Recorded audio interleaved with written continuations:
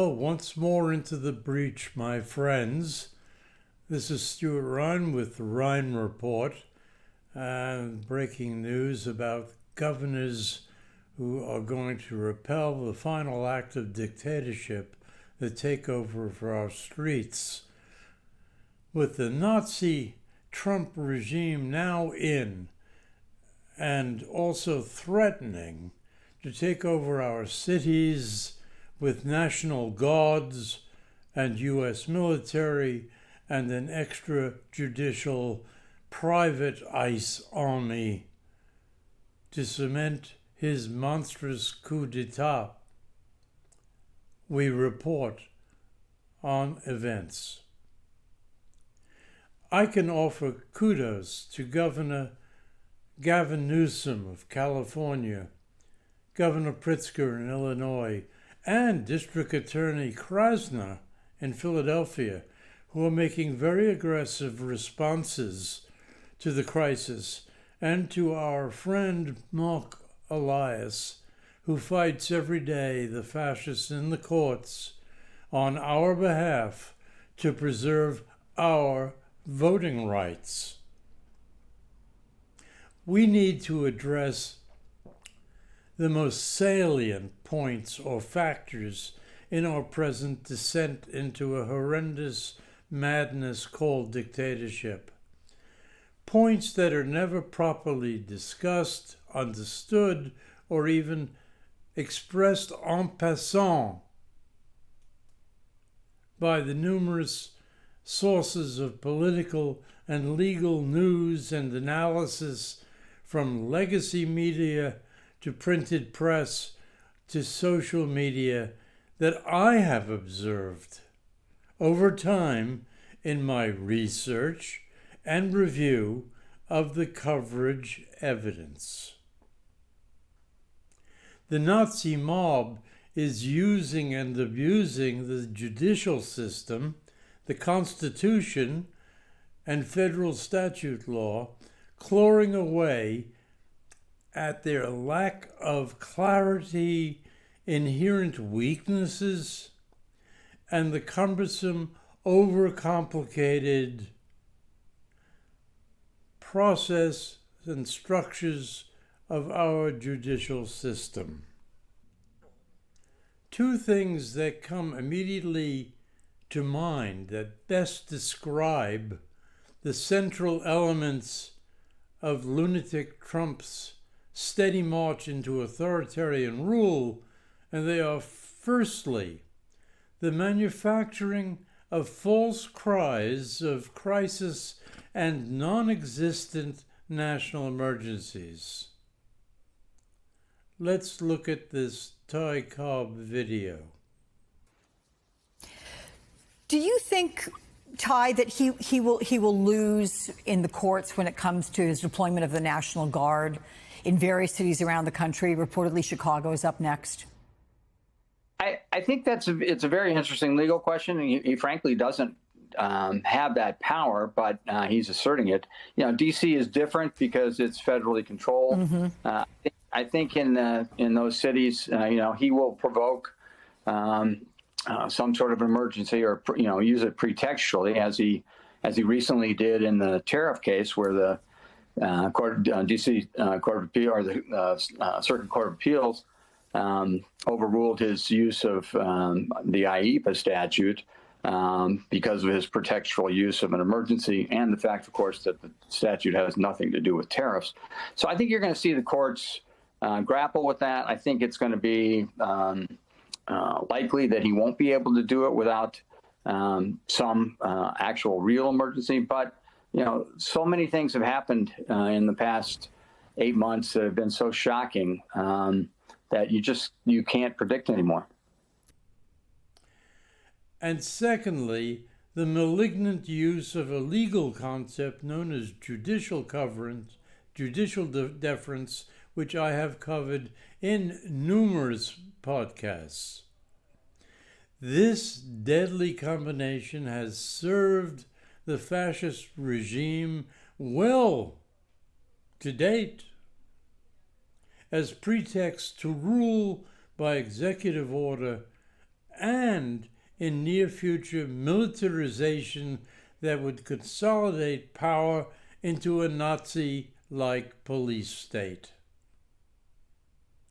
Evidently, Trump has successfully, even when he suffers losses, tied up the lower federal courts and courts of appeals with never-ending litigation, both frivolous and vexatious, constructed upon the nefarious and preposterous claims of a national emergency and the unitary theory of executive power to rationalize his unlawful executive overreach and unconstitutional directives, executive orders, and wrongful exercise of his Article 2 powers.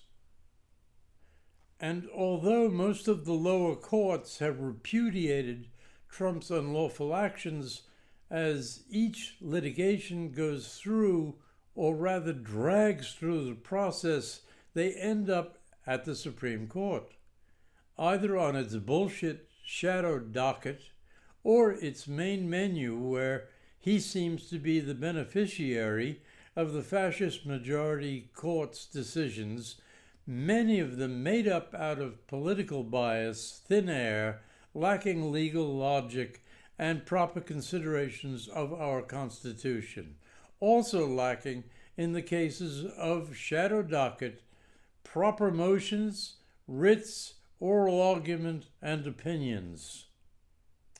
So the cries of national emergency, augmented by and relying upon judicial deference, combine to further the dictatorship's consolidation.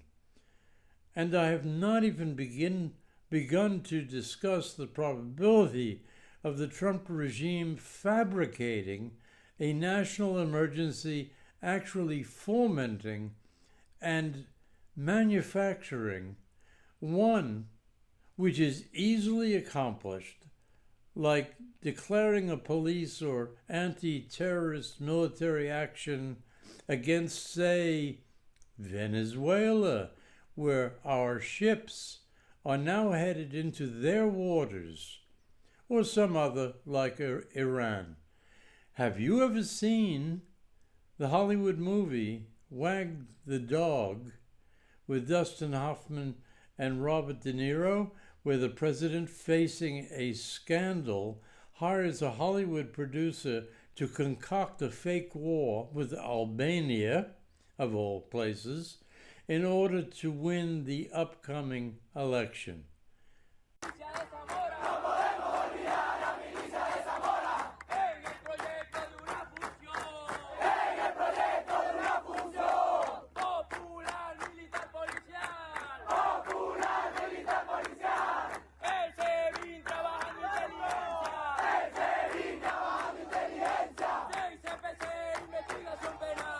A very sickly and weak Donald Trump wants to play G.I. Joe yet again, forcing the United States on the brink of yet another war, this time with Venezuela. The video I showed at the outset is Venezuela's dictator Nicolas Maduro trying to show military strength in response to the United States sending 7 warships, a nuclear submarine, and a P-8 Poseidon reconnaissance aircraft right off the shores of Venezuela.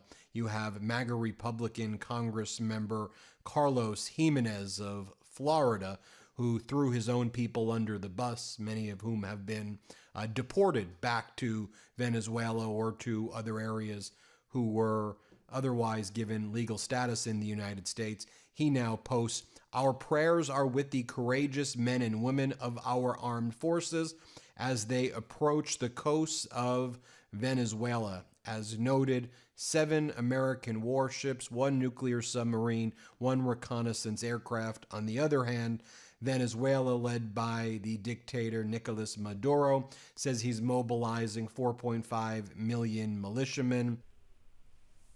Well, this is just one example of a multitude of pretexts available to Trump's Nazi regime to use, along with the complicity of the Supreme Court. But there are others. He can, for instance, author and manage a stock market crash caused by his tariffs, which are unlawful and unconstitutional.